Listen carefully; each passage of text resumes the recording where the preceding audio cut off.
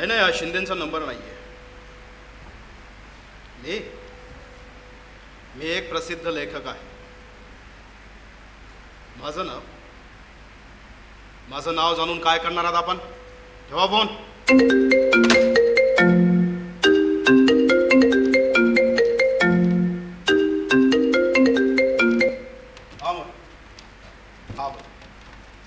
अहो कुठे म्हणजे काय, इथेच माझ्या लोणावळ्याच्या फार्म हाऊसवर आहे.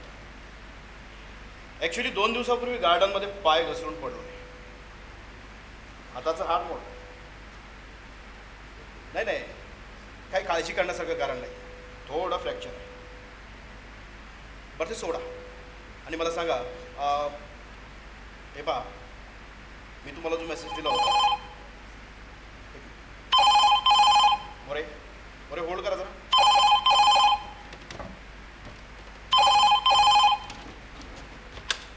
हॅलो. अहो तुम्हाला एकदा सांगितलं ना, हा शिंदेचा नंबर नाही आहे म्हणून. आपण परत मलाच कॉल करताय. Wrong number.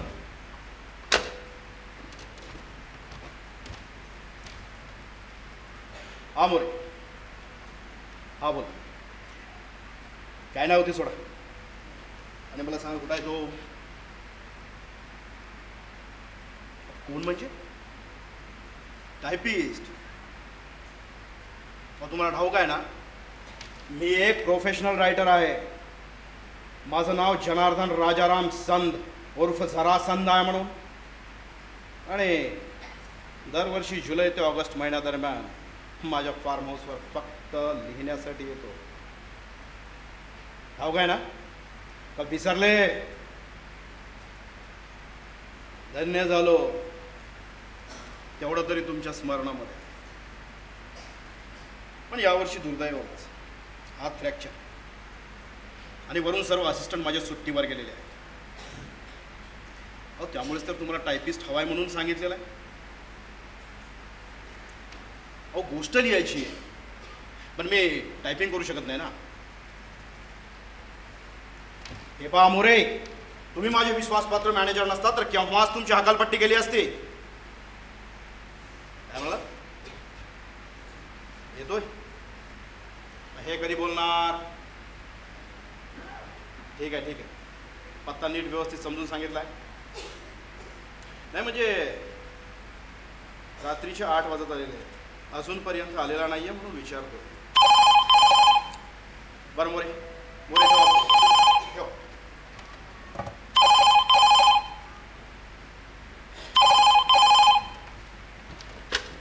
अहो तुम्हाला एकदा सांगितलं ना, हा शिंदेचा नंबर नाहीये म्हणून. हॅलो.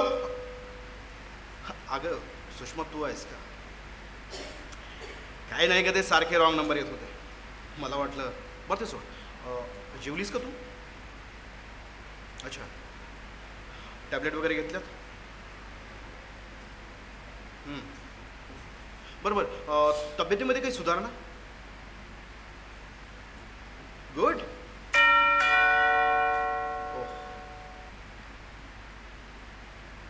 अगं सुषमा, बाहेर कोणीतरी आलं.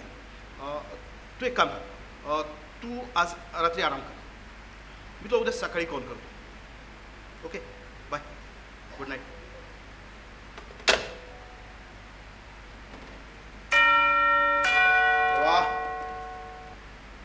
ए देवा, अरे बाहेर कोणीतरी आलंय, दार उघड.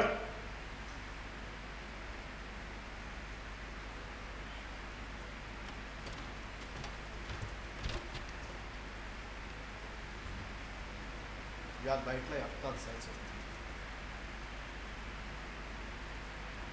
देवा, हे देवा, अरे इन्व्हर्टर बंद आहे का? अरे कुठे गेला हा देवा?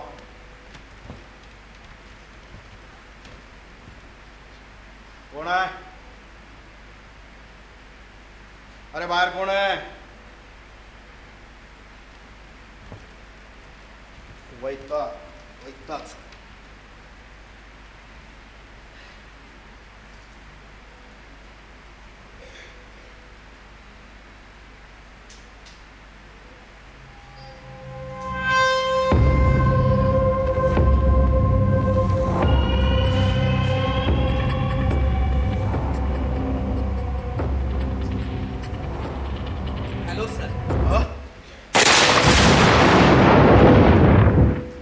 असेल?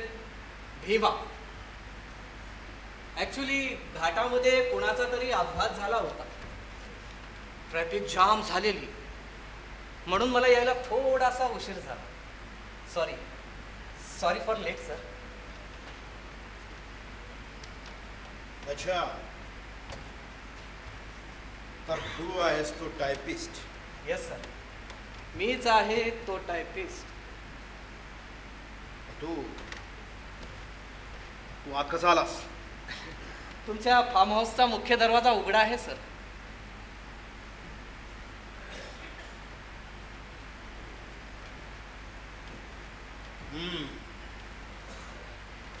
बहुतेक माझा नोकर एका कानाने बधीर झाला असावा. असो, काय हरकत नाही. बस. Thank you sir, thank you very much. तसं मला उशिराने कामावर आलेला अजिबात चालत नाही, पण माझा नाही लागला, त्यामुळे मी तुला काही बोलणार नाही. देवा, ए देवा. Yes sir. पाणी घेऊन ये इकडे. ओके सर, आलोच. मूर्ख कुठला? हां, तू नाही, माझा नोकर देवा. जेव्हा गरज असते तेव्हा गायब होतो, आणि जेव्हा गरज संपते तेव्हा अचानक येऊन टाकतो. हे घ्या सर. बघितलंस? काय सर? नथिंग. ठेव पाणी आणि जा. आणि हो, जेव्हा मी आवाज देईन तेव्हा यायचं. हा. काय बघतोयस? काय नाही सर. आउट. हा आहे देवा, माझा नवीन नोकर. 1 महिना झाला असेल कामावर. थोडासा बावळा, पण शिकेल हळू. ड्रिंक करतोयस? नाही सर, मी ड्रिंक करत नाही. काही खाणार आहेस? थँक्यू सर, पण माझं जेवण झालं. सर, मला असं वाटतं आपण सरळ कामाला लागावं.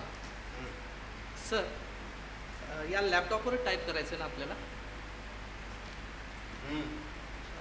मे I? Thank you sir. Password? Jarasandh. Jarasandh. Okay sir. पण सर, आपल्याला नेमकं काय टाईप करायचं?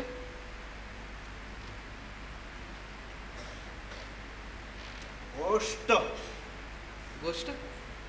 पण कोणती गोष्ट?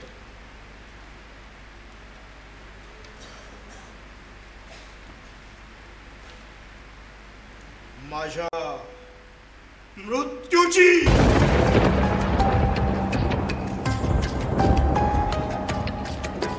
रंगदेवता, नाट्यदेवता आणि रसिक प्रेक्षकांना विनम्र अभिवादन करून राजीव गांधी युवा फोरम परभणी सविनय सादर करीत आहोत अतुल साळवे लिखित आणि दिग्दर्शित 2 अंकी मराठी नाटक दी अनोनिमस.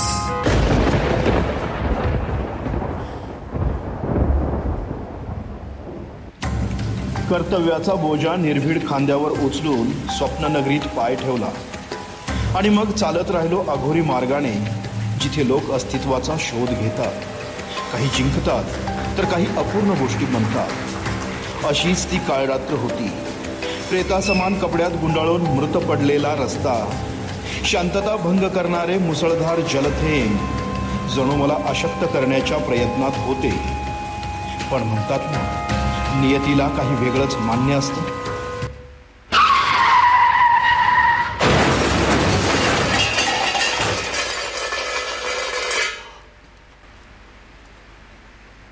काय झालंय तिकडे?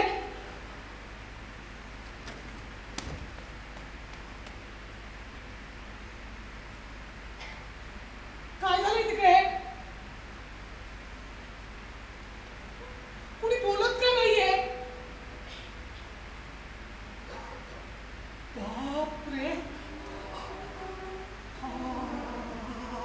त्रास झालेला दिसतोय. बापरे, जाऊन बघतो. नाही नको, विनाकारण पोलिसांच्या कारवाईत अडकू. त्यापेक्षा इथून निसटलेलं बरं.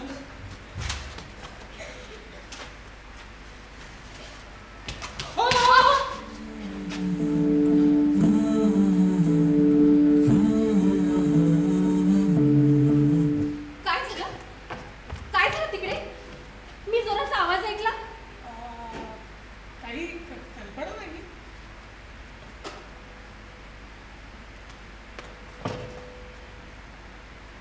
तुम्ही कोण?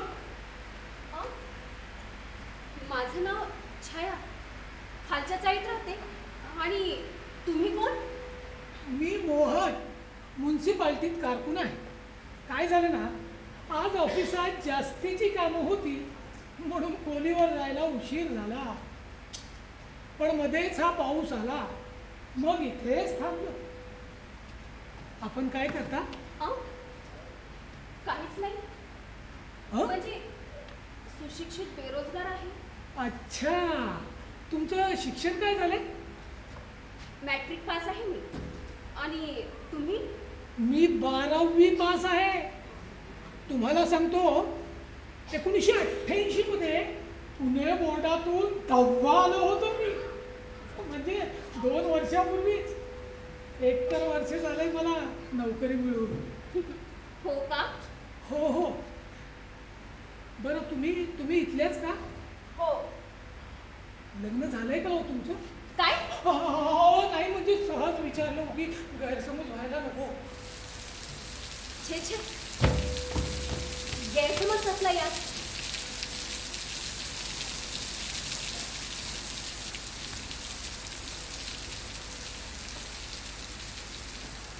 मग सांगा ना, झालंय का लग्न?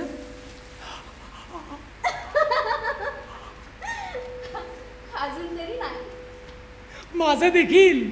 हा तर मग आम्ही काय करावं? हो म्हणजे नाही, सहज विचारलं की गैरसमज व्हायला नको. गैरसमज नावाच्या पक्षाला स्वप्नांच्या झोक्यात बसून आकाशाला स्पर्श करण्याचा प्रयत्न करताय.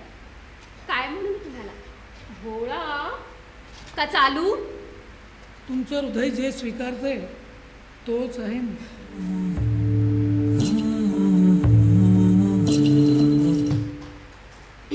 पुरे मला असं वाटतं हायवेच्या त्या बाजूला अपघात झालाय. हो, अपघात तर झालाय.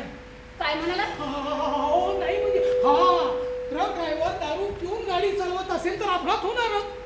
तुम्ही एवढ्या आत्मविश्वासाने कसं सांगू शकता की तो ट्रक ड्रायव्हर दारू पिऊन गाडी चालवत होता म्हणून?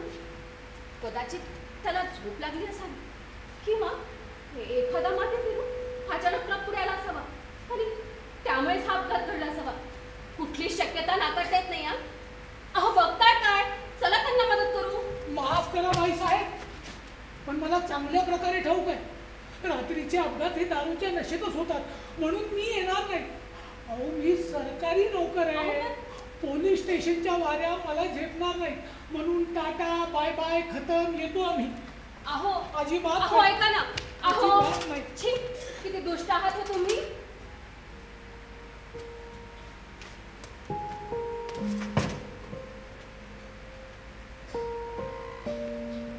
काय म्हणाला?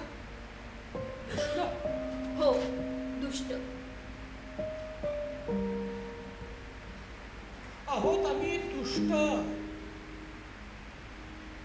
कारण गावाकडे माझी म्हातारी आई आहे. अविवाहित 4 बहिणी आहेत.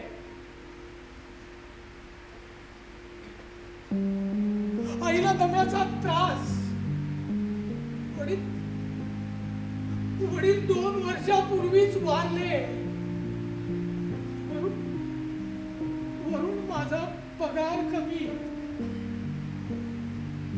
दर महिन्याला अर्धे पैसे घरी पाठवतो आणि अर्ध्या पैशाने स्वतःच्या गरजा भागवतो. कधी कधी तर उपाशी पण झोपावं लागतं. खूप जबाबदाऱ्या आहेत माझ्यावर. आणि आणि तुम्ही किती सहजपणे मला दुष्ट बोललात. अहो ऐका ना, क्षमा करा. आम्हाला तुमचं मन नव्हतं दुखवायचं. हां, वाटलं तर आम्ही कान पकडतो, पण तुम्ही असे रडू नका. शांत व्हा. ठीक आहे, येतो आम्ही. अहो काय?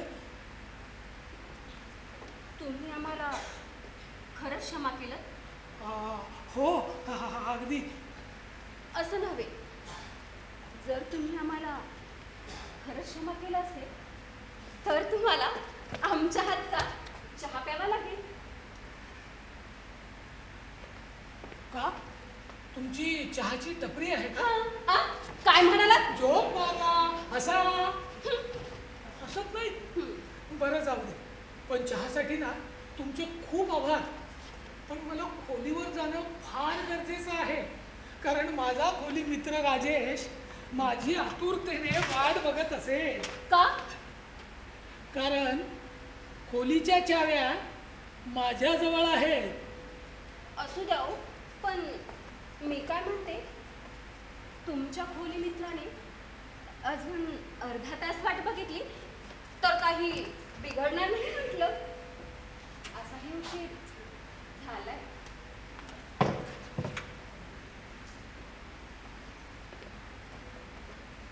एवढ्या प्रेमाने आमंत्रण नका देऊ. का? कारण बर्फाचा गोळा आहे, तेव्हाच पिघळतो. चला, चावट कुठली.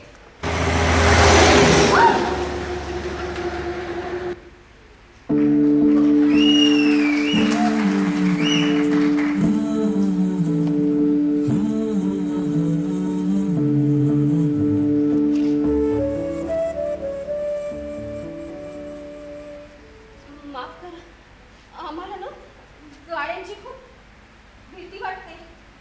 पण मला वाटत नाही ना. आ? नाही म्हणजे सहज सांगितलं, उगी गैरसमज नको.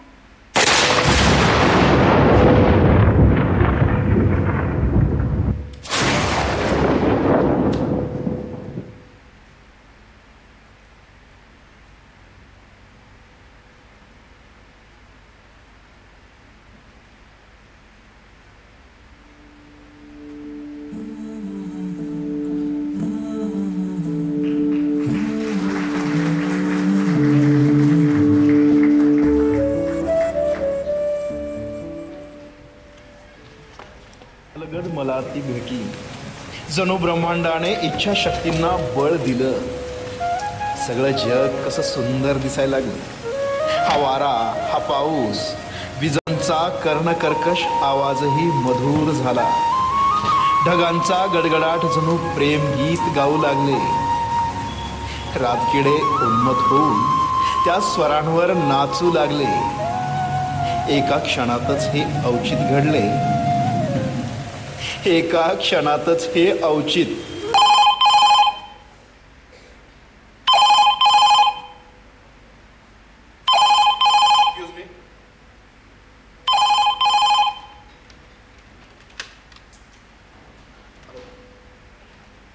हे बा, तुम्हाला कितीदा सांगू, हा शिंदेचा नंबर नाहीये म्हणून.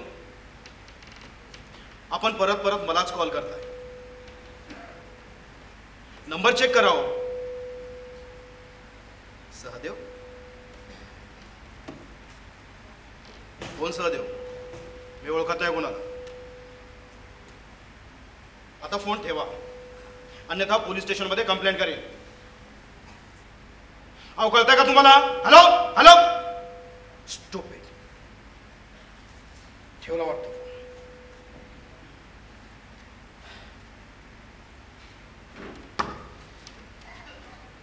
आता डिस्टर्ब होणार नाही. हा, सॉरी. सो तुला काय वाटतं? फोन रिसिव्हर उलटा ठेवल्यास परत फोन येणार नाही. अरे, मी मोहन आणि छायाच्या कथेविषयी विचारतोय. I am sorry sir, sorry sir. खरं सांगू, it's a common love story.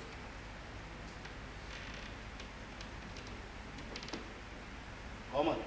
Yes sir. ही कशी? आता तुम्हीच बघा, 90sचा काळ, होल टाईम नायक, सुसंस्कृत नायिका. म्हणजे एखाद्या मुलीला प्रेमाच्या जाळ्यात फासायचं असेल तर तिला आपलं दुःख सांगा. हा फॉर्म्युला हजारो वर्षापासून उपयुक्त आहे सर. पण काय? पण जुन्या काळाची गोष्ट नव्या काळाला न पचणारी. म्हणजे वाचक जर जुन्या काळातला असेल तर नक्की स्कोप आहे सर. पण या काळातला यंगस्टर थोडासा डाऊटफुल वाटतो. यू मीन मोहन आणि छायाची कथा ती माझ्यासारख्या म्हाताऱ्या वाचकांनीच वाचाव्यात? आम आय करेक्ट? Yes sir.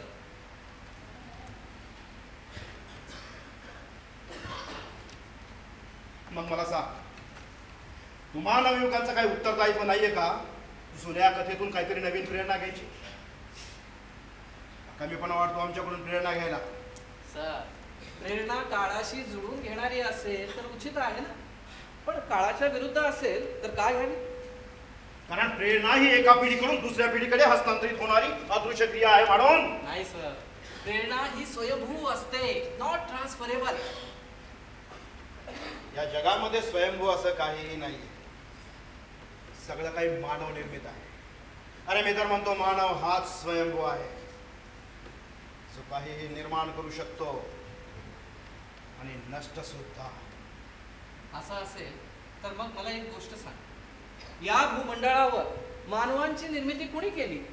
स्वतः मानवाने का मग एखाद्या अज्ञात शक्तीने?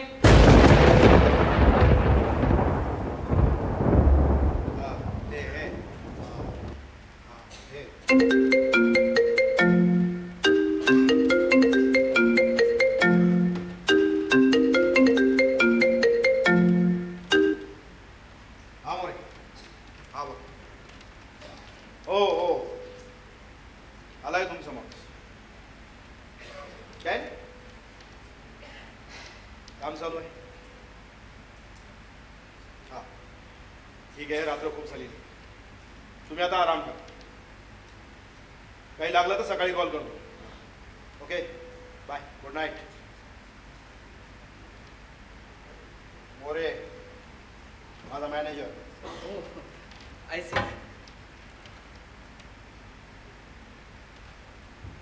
बाय द वे, तुझं पूर्ण नाव काय? भीमाशंकर राजहंस.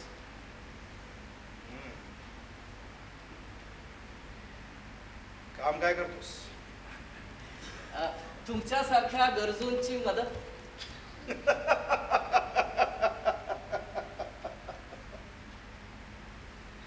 बहुत खूप, बहुत खूप. खूप प्रगती करशील. भविष्य उज्ज्वल आहे तुझं. असं का वाटतं सर तुम्हाला?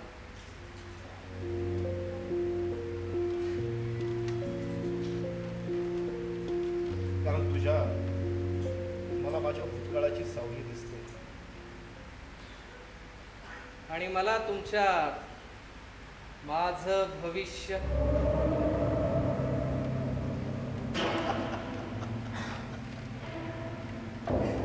I like your sense of. Yes I like it. म्हणजे तुझा भूतकाळ माझा आणि माझा भविष्य का तुझा. पण आपला वर्तमान काळ अजून असंतुष्ट आहे सर. का? कारण मोहन आणि छाया अजूनही हातात छत्री पकडून पावसातच उभे आहेत म्हणून. I like your sense of humour. Yes I like it. अरे त्यांना थोडा वेळ पावसामध्ये उभं टाकू दे, तोपर्यंत मी एक पेक मारतो.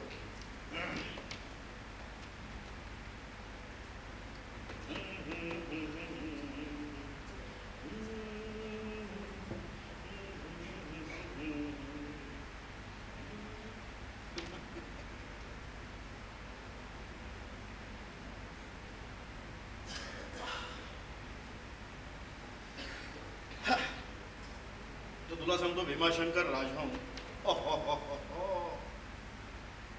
आणि किती लांब लचकणार. त्यापेक्षा मी तुला राजहंस म्हणून बोललो तर चालेल. Why not sir. हा, मग तुला सांगतो, राजहंस जगातील प्रत्येक लेखक हा भावनाशी संवेदनशील असतोच असं नाही बरं का. कारण काही लेखक माझ्यासारखे व्यसनाधीनही असतात.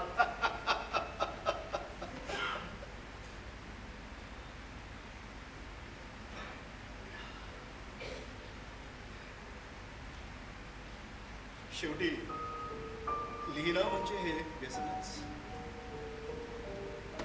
काल्पनिक जगात रमून वास्तविक जग विसरून जाणे आणि वास्तविक जीवनातील कटू अनुभव काल्पनिक कथेत मांडणे. मग पात्र, चरित्र, नावे भिन्न असतील, पण परिणाम मात्र तोच असतो. म्हणजे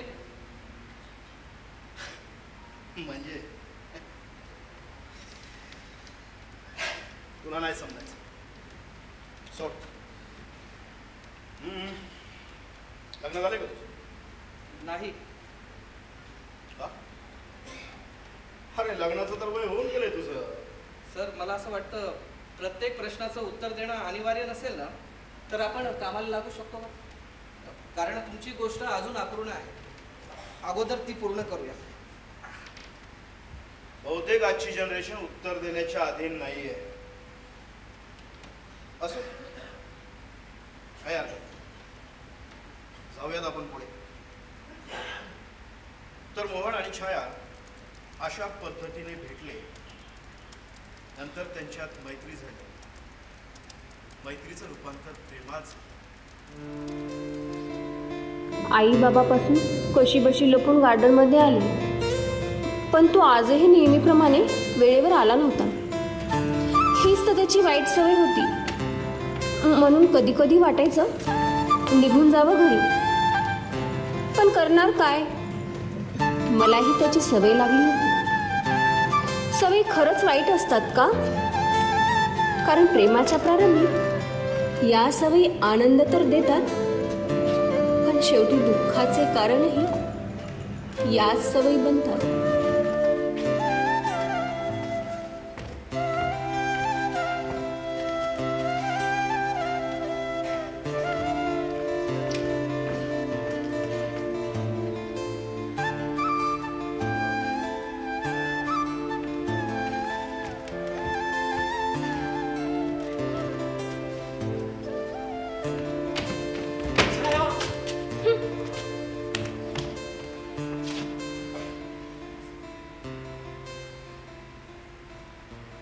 एक पाखरू रुसलंय वाटतं. अधिकार आहे म्हणा असा रुसण्याचा, पण आम्ही तरी काय करणार. ऑफिसात भरमसाठ कामं, वरून बॉसचं प्रेशर. आता तुम्हीच सांगा, एकटा जीव सदाशिव कुठपर्यंत सांभाळला. तरी मी साहेबांना दांडी मारून निघालो, पण वाटेत सायकलचं टायर पंक्चर झालं, म्हणून आज उशीर झाला. सोडा, तुमच्याशी काही बोलायचं नाहीये मला. मी छाया ऐक ना. अरे माफ कर मला. एकदा सांगितलं ना काहीही बोलायचं नाहीये म्हणून. झाला थोडा उशीर छाया. थोडा? चक्क 2 तास लेट आहात तुम्ही. आणि हे आजच नाही, नेहमीच झालंय तुमचं. हे बघ छाया, तुला तर माहिती मी सरकारी नोकर आहे. मुद्दामून का बरं उशीर करणार. होतो कधी कधी उशीर. आणि प्लीज या बाबतीत कुठलाच गैरसमज बाळगू नकोस. गैरसमज? हा गैरसमज नाहीये मोहन. तुम्हाला जाणवत नसेल, पण आता तुम्ही पहिल्यासारखे नाही राहिला. खूप बदल झाला तुमच्यात. हो, खरं बोलतेस तू. बदललोय मी. पृथ्वीचं संतुलन राखण्यासाठी ऋतूंना देखील बदलावं लागतं. शत्रूंपासून स्वतःच्या पिलांना वाचवण्यासाठी चिमण्यांना देखील स्वतःचं घरटं बदलावं लागतं. जर एखाद्या बदलाने काही चांगलं निष्पन्न होणार असेल तर का बदलू नये. म्हणजे काल घरून पत्र आलंय.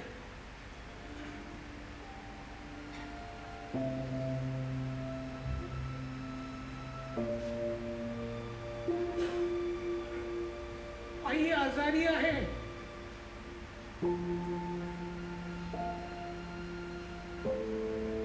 बहिणींची लग्न करायची आहे. मनावर खूप दडपण आलाय, म्हणून मग ओव्हर टाइम काम करतोय. मोहन, सगळं काही ठीक होईल. विश्वास ठेवा. विश्वास तर खूप आहे छाया, म्हणून तर मग मी नोकरी सोडण्याचा निर्णय घेतलाय. काय काय म्हणालात?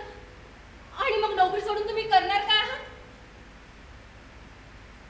चित्रपट. चित्रपट? सॉरी, पण मला नाही समजलं. छाया, कामाच्या निमित्ताने एके दिवशी माझी भेट प्रसिद्ध चित्रपट निर्माते तथा दिग्दर्शक एस.के. वाडिया यांच्याशी झाली. तुला सांगतो, एका चित्रपटाच्या शूटिंगची परमिशन घेण्यासाठी आमच्या ऑफिसात आलेले. मी त्यांच्याशी ओळख वाढवली आणि मग संधी बघून माझ्या सगळ्या स्क्रिप्ट त्यांना वाचनासाठी दिल्या. एक मिनिट. चित्रपट, स्क्रिप्ट, मला काहीच कळत नाहीये मोहन. छाया, मी एक महत्वाची गोष्ट तुझ्यापासून लपवली आहे. मी एक लेखक आहे, लेखक. सिनेमा, नाटक हा माझा खरा प्रांत आहे.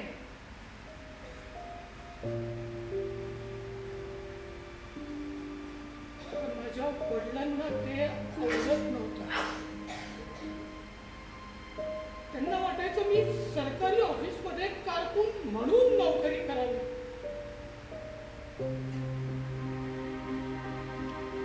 या कारणाने आमच्यामध्ये नेहमी वाद व्हायचे.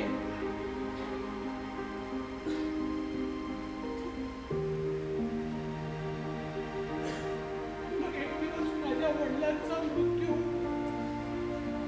हार्ट अटॅकने झाला.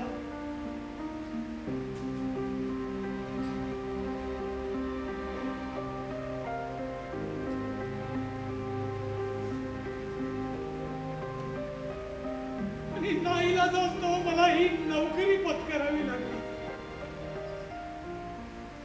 कारण आई आणि बहिणींची जबाबदारी अंगतूकपणे माझ्या खांद्यावर आली होती.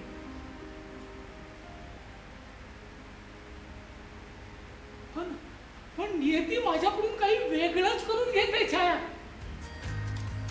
मी लिहिलेल्या सगळ्या स्क्रिप्ट प्रसिद्ध चित्रपट निर्माते तथा दिग्दर्शक वाडिया साहेबांना आवडल्या आणि त्यावर ते चित्रपट बनवायला तयार देखील झाले. काय? आणि या बदल्यात मी मागेल तेवढे पैसे द्यायला तयार आहे छाया. काय सांगताय काय मोहन? हो छाया, हो. आई आली? नशीब पालटलंय माझं.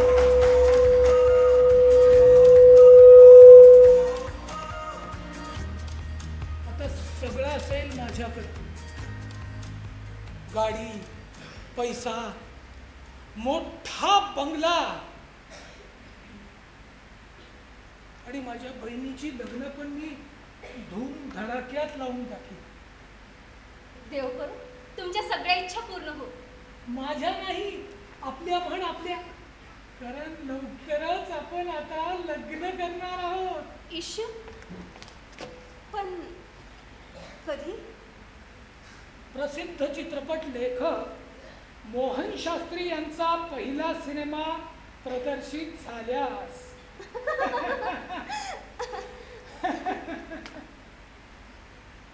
अहो लेखक महोदय, आम्हाला ना तुम्ही क्षमा करा. का बरं? मगाशी नाही का आम्ही तुम्हाला रागात काही बोललो म्हणून? या सुंदर चेहऱ्यावर तरंगणाऱ्या छटाक नाकावर राग शोधतो तुम्हाला. काय म्हणालात? छटाक? हो छटा. माझं नाक छटाक आहे. हो या. जा, आता मला तुमच्याशी बोलायचंच नाही. छाया छाया. काय? लाजली तू अशी बेभान होऊनी, हृदयाचा ठोका चुकू लागला. अकल्पित अविस्मरणीय घडणार आहे. सावर मला साजनी, सावर मला साजनी. हे काय होतं? वादळापूर्वीची शांतता चारोळीत मांडली. इश्य, चारोळी आवडली आम्हाला.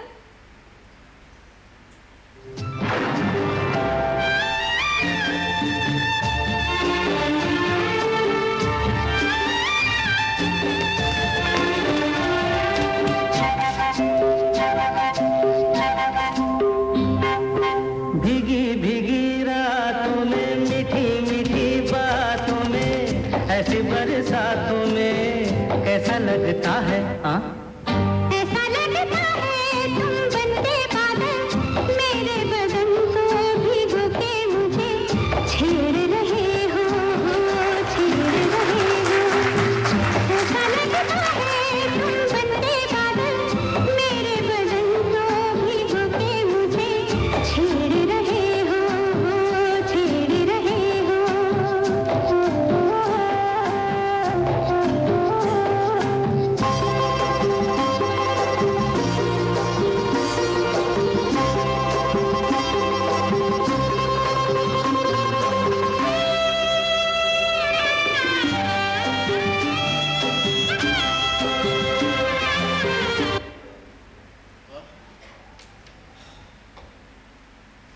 काय झालं? बहुतेक तुम्हाला झोप लागली होती सर. झोप? हल्ली झोपच लागत नाही. आठवणींच्या मंथनात भावनांचा उद्रेक सुरू असतो. बस तिथेच हरवलो. आठवण? पण कोणत्या आठवणी सर? राजहंस, प्रत्येक गोष्ट काल्पनिक नसते. काही गोष्टी कर्माच्या सावल्या असतात. ज्यांना लेखक अलंकारिक शब्दात धाग्यासारखं तर विणतो, पण हृदयाच्या फाटलेल्या जखमा कधीच विणू शकत नाही. शब्दांच्या वर्तुळात का फिरवताय सर? पण स्पष्ट बोला. स्पष्ट? अरे हेच तर मोठं बंधन असतं आम्हाला लेखकांना. बंधनात वावरणारे कैदी असतात जरासंध साहेब, लेखक नव्हे. लेखक आणि कैदी एकाच माळेशी म्हणे. भेद एवढा की कैदी केलेल्या गुन्ह्याची शिक्षा भोगतो, तर लेखक न केलेल्या गुन्ह्यांची शिक्षा गोष्टीतल्या पात्रांना भोगायला होतो.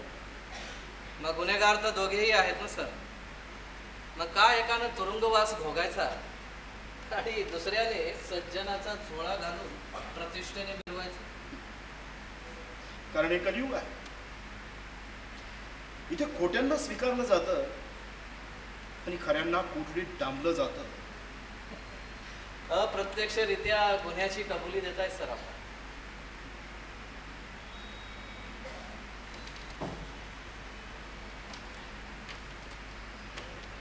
शिक्षा भोगतोय म्हणजे गुन्हा तर झाला असावाच. गुन्हा? कोणता गुन्हा सर?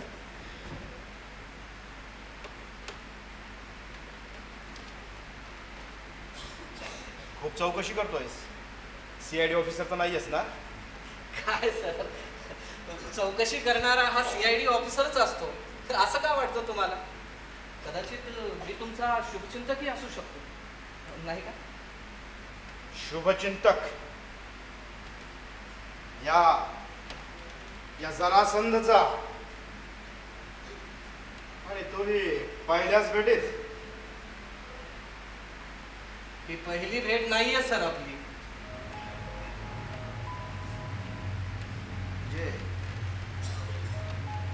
म्हणजे यापूर्वी आपण भेटलो. कधी, कुठे, केव्हा? अनेक दशकांपासून अनेक जन्मांपासून तुमचं आणि माझं नातं अतूट आहे सर. परमेश्वरानं जरी ठरवलं ना आपल्याला स्वतंत्र करण्याचं, तरी तो करू शकणार नाही, कारण आपलं नातं विधी लिखित आहे.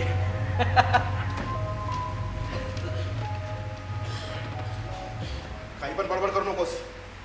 मला स्पष्ट सांग आपण कुठे भेटलो. Sir sorry, I am really sir. Actually मी तुमची थट्टा करीत होतो सर. काय मी तुमचा खूप मोठा फॅन आहे. तुम्ही लिहिलेल्या सगळ्या कादंबऱ्या वाचल्या आणि हो, तुमचे चित्रपट सुद्धा बघितलेत. I see. म्हणजे तू माझा फॅन आहेस. यस सर, खूप मोठा फॅन आहे. पण सर, तुमच्या प्रत्येक गोष्टीमध्ये एक गोष्ट नेहमी कॉमन असते. काय ती? ऍक्सिडेंट. नाही म्हणजे तुम्ही प्रत्येक गोष्टीची सुरुवात ऍक्सिडेंटनेच का करता? ही पर्सनल कारण आहे का काही? नाही नाही, तसं काय नाहीये. ही माझी लिहिण्याची शैली आहे. बरं ते माझं सोड. मला तुझ्याबद्दल माहिती सांग. म्हणजे तू जन्मतःच अपंग आहेस का अपघात?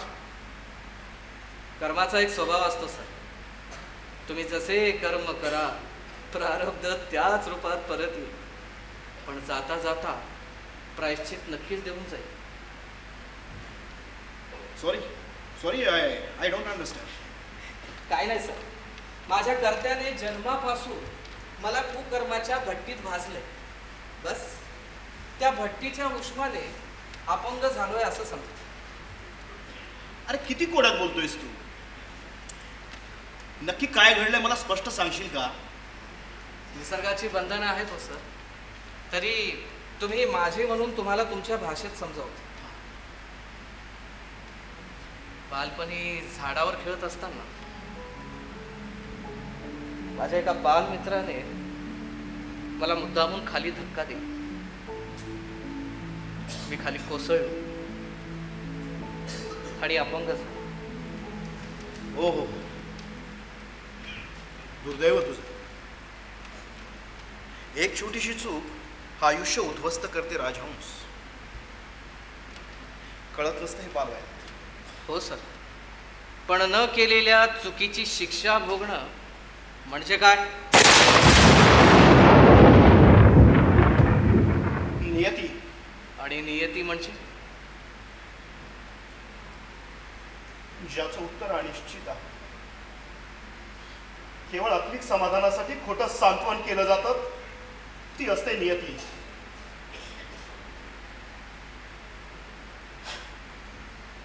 अजून काय विचारायचंय तुला? प्रश्न तर खूप आहेत सर, पण वेळ कमी. म्हणजे? Nothing sir. तुमची गोष्ट अपूर्ण आहे सर. अगोदर ती पूर्ण करूया. तुझ्याशी बोलताना कसलंच भान राहत. पण तू काही म्हण, एक गोष्ट मात्र सत्य आहे. कोणती सर? तू सामान्य माणूस नाहीयेस. You are special. Yes, you are special. आणि मला असं का वाटतं, यापूर्वी आपली भेट देखील झालेली आहे. कदाचित काही मागच्या जन्मीचं ऋण करणं आहे ना माझ्यावर. आहे ना सर, आहे. म्हणून तर पुनर्जन्म घेऊन व्याजा सगट मुद्दल घ्यायला आलोय.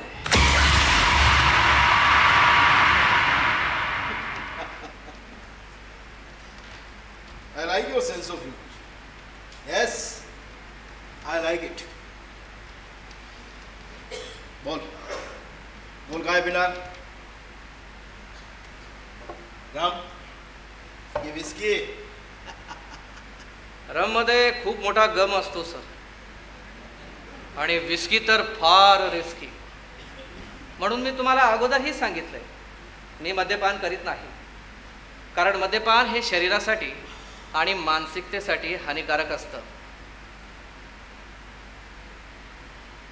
आजच्या या कलियुगात कुठलाच व्यक्ती त्याच्या शब्दानुसार वागत नाही. अगदी म्हणजे मी कधीच खोटं बोलत नाही असं म्हणणारेच सगळ्यात जास्त खोटं बोलतात. हा, पण तू मात्र याला अपवाद आहेस. कारण मी कर्मापेक्षा धर्माला अधिक महत्त्व देतो सर. आणि माझा धर्म या स्थितीला मला कर्म करण्यासाठी प्रवृत्त करतोय. सनातनी दिसतोयस, मी सुद्धा, पण केवळ लिखाणात. बाकी मी नास्तिक आहे.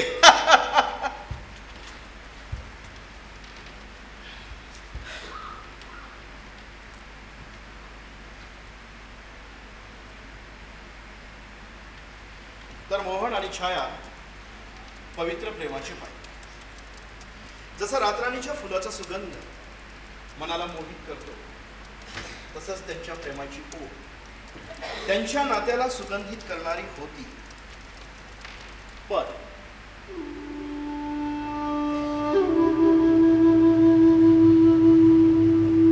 पण जीवनात आपण जे प्लान करतो ते कधीच घडत नाही. अनपेक्षित लिहिलेलं असतं त्या लेखकाने, ज्याला आपण परमेश्वर म्हणतो. आपण केवळ वास्तविक जीवनाचे काल्पनिक पात्र आहोत या जगाच्या रंगमंचावर. सुख, दुःख, मोह, माया, वासना, अपेक्षा हे नवरस आहेत जीवन जगण्याचे. पण कधीकधी अनपेक्षित घडणंही चांगलं असतं, कारण त्याचं उत्तर येणारी वेळ देते. आणि मग तेव्हा आपल्याला ज्ञात होते की जे काही झालं ते चांगल्यासाठीच झालं.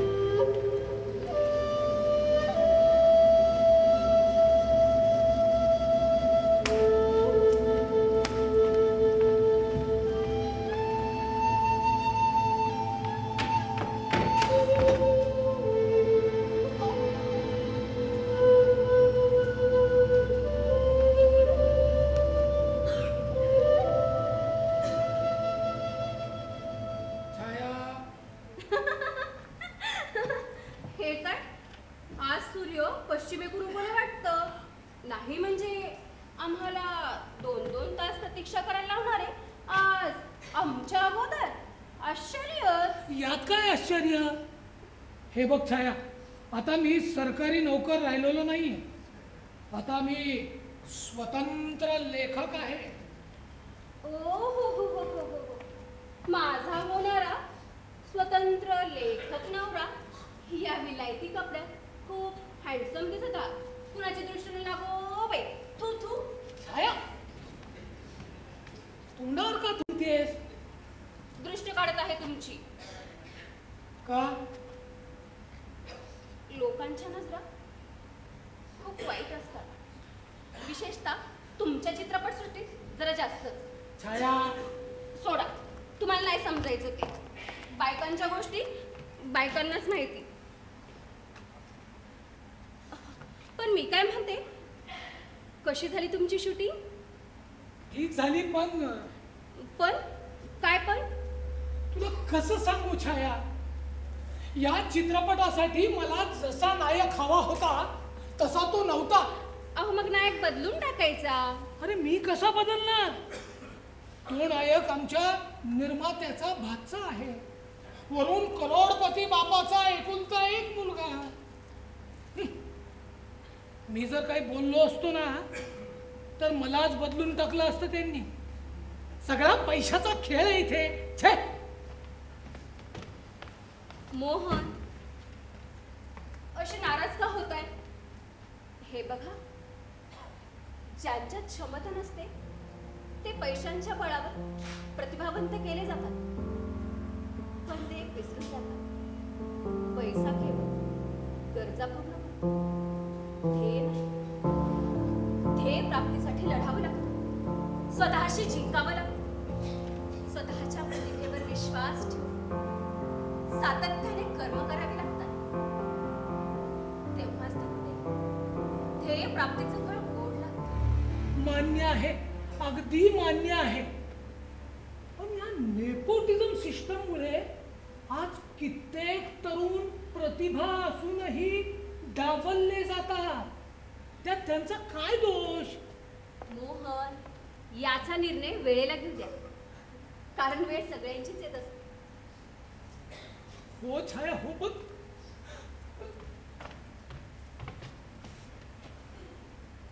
मोहन, मला असं का जाणवतं की तुमच्या अस्वस्थतेचं कारण काही वेगळंच आहे.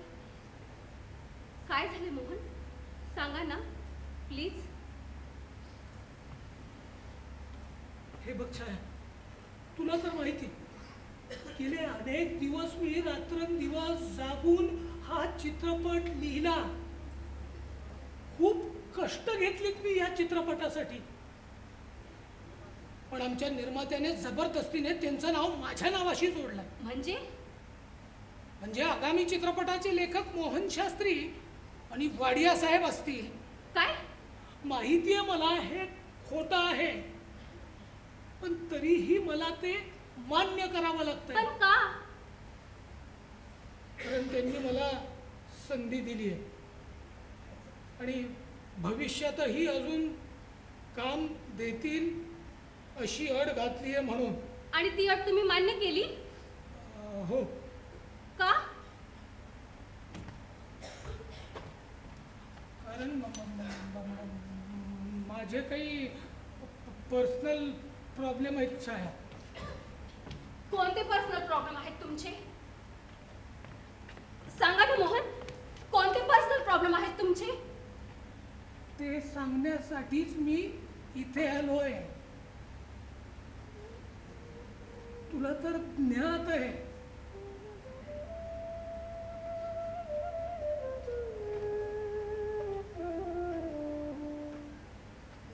माझी आई, माझ्या बहिणी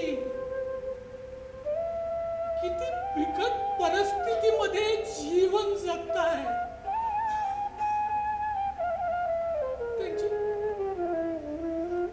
त्यांची सर्वस्व जबाबदारी माझ्या खांद्यावर आहे.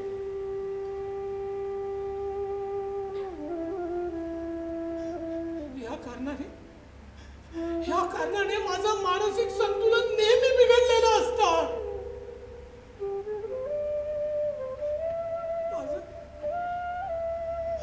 माझं ही वैयक्तिक आयुष्य आहे.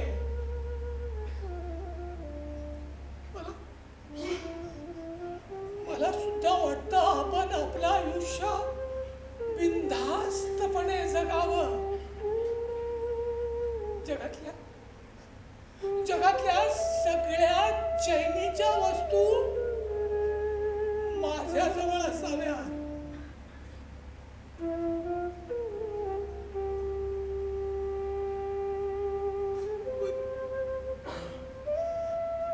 पण या जबाबदारीच्या ओझ्यानं माझं आयुष्य मृगजळासारखं झालंय.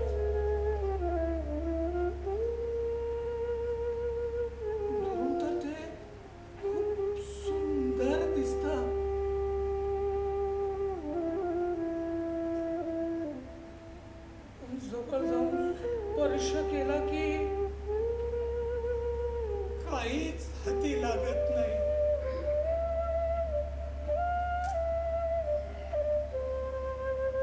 म्हणून कधी कधी वाटतं संपून टाकावं स्वतःला आणि मुक्त व्हावं या जबाबदारीच्या चक्रव्यूहातून.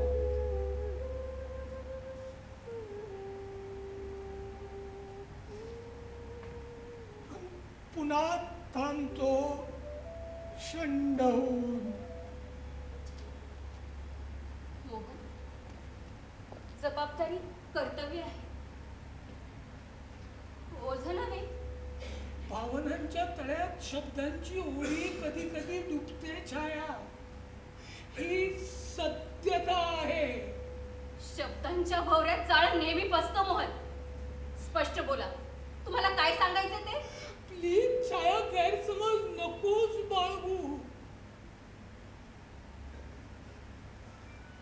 वाडिया साहेबांनी माझ्यासमोर एक प्रस्ताव ठेवलाय. कसला प्रस्ताव?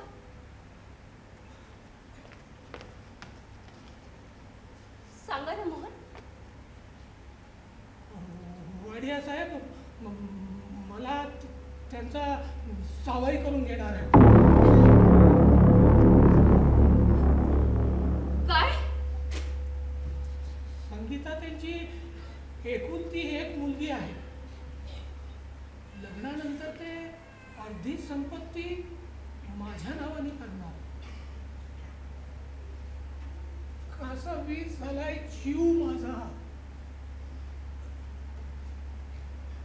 एकीकडे माझ्या जबाबदाऱ्या तर दुसरीकडे माझं प्रेम.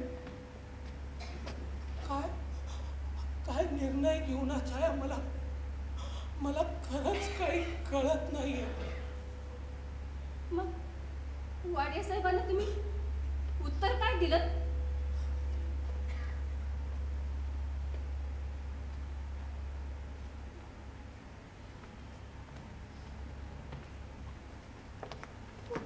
मोहन,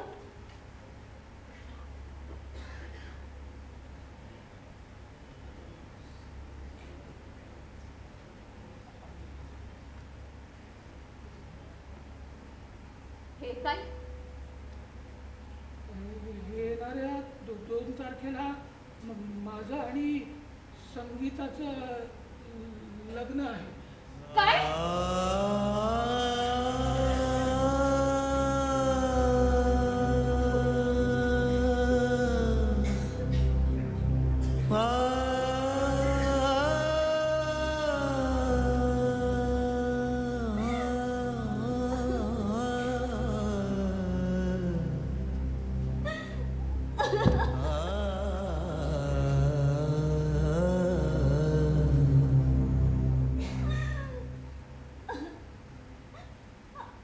आणि माझं काय मोहन?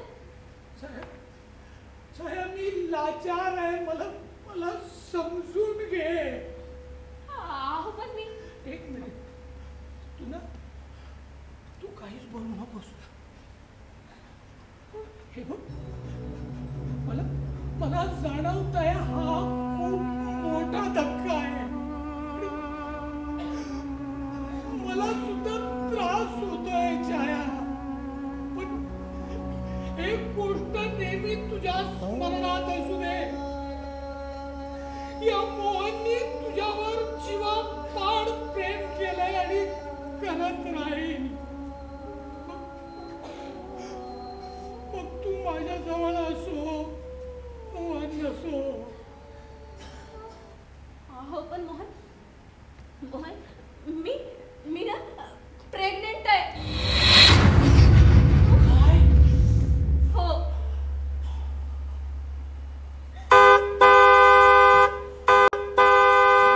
छाया मला निघावं लागेल. वाडिया साहेब माझी बाहेर वाट बघताय. छाया मला निघावं लागेल. मोहन, येतो मी. मोहन ऐका ना. मोहन ऐका ना. मोहन.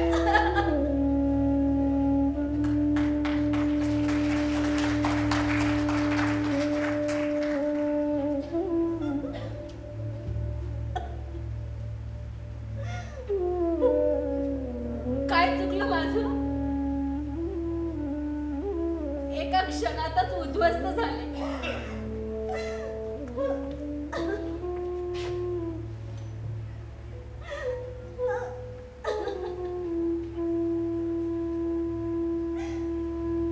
काय म्हणूया? माझं नशीब की माझी चूक? होय, चूकच. कारण ज्याच्यावर जीवापाड प्रेम केलं, ज्याला मी माझं सर्वस्व अर्पण केलं, त्यानेच माझ्या विश्वासाचा, माझ्या भावनेचा, माझ्या पवित्रतेचा क्रूरतेने खून केला.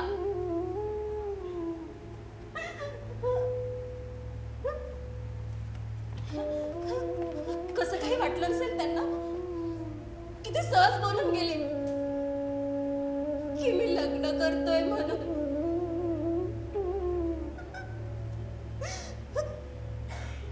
कदाचित त्यांची परिस्थिती आमच्या प्रेमात अडथळा बनली असावी, पण त्यांनी तर मला लग्न करण्याचं वचन दिलं होतं.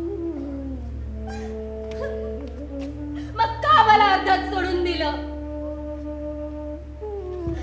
का?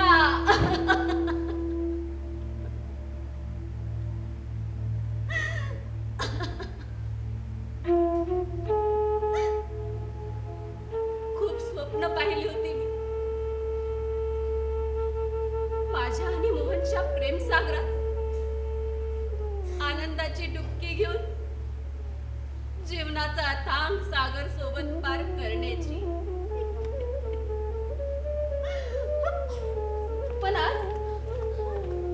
पण आज त्या सागराला अनाहूतपणे दुःखाची भरती आली आणि वाहून गेले समग्र सुख सागराच्या तळाशी.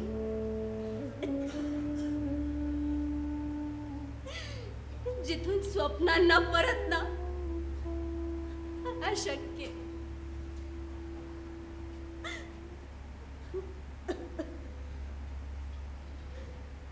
पण आज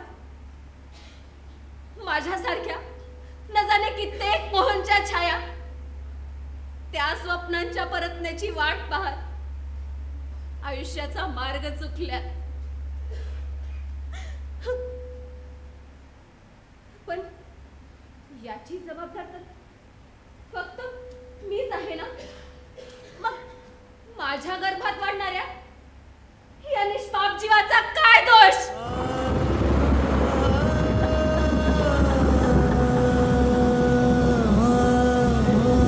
काय दोष?